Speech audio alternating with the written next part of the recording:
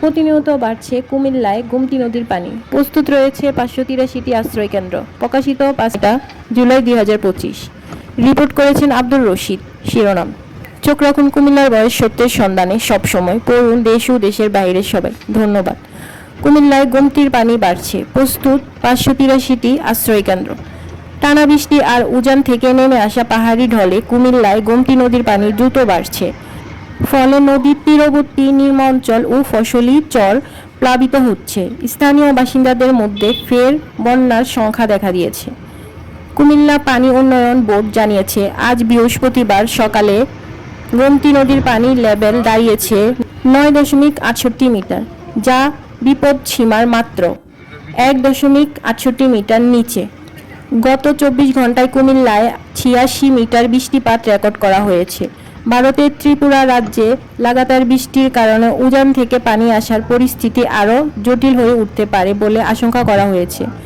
তবে ভারতে বৃষ্টি কিছুটা কমায় স্রোতের তীব্রতা কিছুটা হ্রাস পেয়েছে বলে জানিয়েছে পানি উন্নয়ন রেকর্ড। কুমিল্লা বিভাগের পানি উন্নয়ন বোর্ডের নির্বাহী প্রকৌশলী খান মোহাম্মদ ওয়ালিউজ্জামান বলেন, গোমতী নদীর বিপদসীমা 11.30 মিটার, বর্তমানে তা 9.68 মিটারে রয়েছে। অর্থাৎ এখনও প্রায় 1.5 মিটার নিচে। বৃষ্টি কমলে এবং উজানের ঢল বন্ধ হলে পরিস্থিতি স্বাভাবিক হতে পারে। তবে আমরা সর্বোচ্চ প্রস্তুত আছি। জেলা আবহাওয়া কর্মকর্তা সৈয়দ আরিফুর রহমান বলেন, গত 24 ঘন্টায় 86 মিলিমিটার বৃষ্টিপাত রেকর্ড করা হয়েছে। আগামী 2-1 দিন ধরে একই ধরনের আবহাওয়া থাকতে পারে।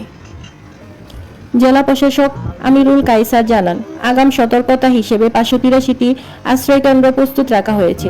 এছাড়া পর্যাপ্ত পরিমাণ শুকনো খাবার, জিআর চাল ও নগদ অর্থ মজুত রাখা হয়েছে। পরিস্থিতি পর্যবেক্ষণ করা হচ্ছে, প্রয়োজনে জরুরি ব্যবস্থা নেওয়া হবে। এরই মধ্যে টানা বৃষ্টিতে কুমিল্লা নগরীর নিম্নাঞ্চলে জলাবদ্ধতা দেখা দিয়েছে। গোমতী নদীর পানি আরও বাড়লে নতুন নতুন এলাকা প্লাবিত হওয়ার আশঙ্কা করেছে স্থানীয় বাসিন্দারা।